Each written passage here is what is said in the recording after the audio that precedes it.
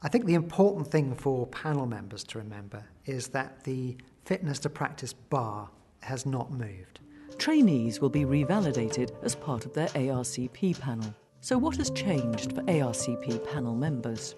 Really, all that's changing is we're now making regular positive affirmations about a doctor's fitness to practice. ARCP panellists will be very experienced at reviewing a trainee's progress against their curriculum and making a decision about whether the trainee is fine to continue with training, perhaps even to complete training if they're at CCT, or whether they need to have any additional training factored in. In addition to the ARCP training outcomes, there is a further declaration that the ARCP has to sign off on at the end of the ARCP, where they declare that they are satisfied that there are no concerns about this doctor continuing to hold a licence to practice. The ARCP panel will feed information through to the responsible officer through a modified ARCP outcome form. And that'll be available either in paper form or through the college portfolios. I think there's a difference between giving outcomes on the ARCP and making recommendations for revalidation. These are two separate things. There's an overlap, there's a link between them, but they're two separate issues. Because somebody can have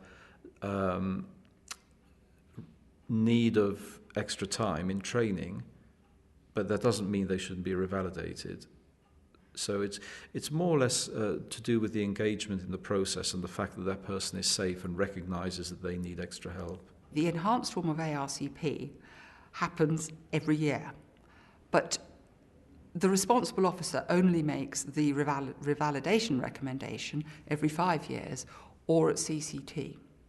Of course, the responsible officer has to inform the GMC if any concerns arrive at any time, and they would not wait for the ARCP panel to do that if there were any. But the majority of trainees go through the system without there being concerns.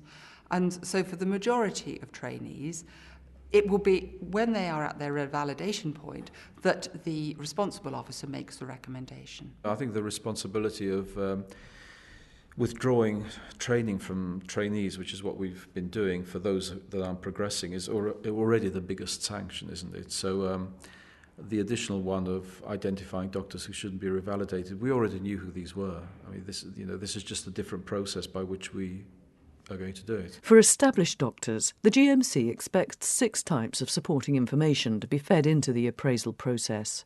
These include evidence of participation in continuing professional development and involvement in a quality improvement activity, a review of significant events, complaints and compliments, and feedback from colleagues and patients. For trainees, the requirements are subtly different. So whereas for doctors who are qualified and undertaking some of these appraisal processes, they will be required to produce multi-source feedback and patient satisfaction questionnaires.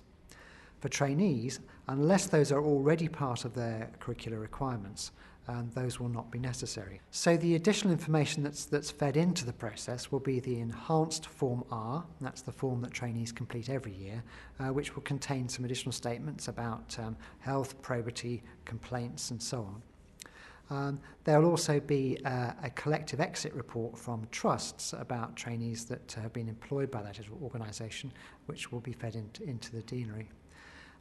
The rest of the information that will come through will be the responsibility of the individual trainee to produce at their ARCP, which really won't be substantially different from that which is already required.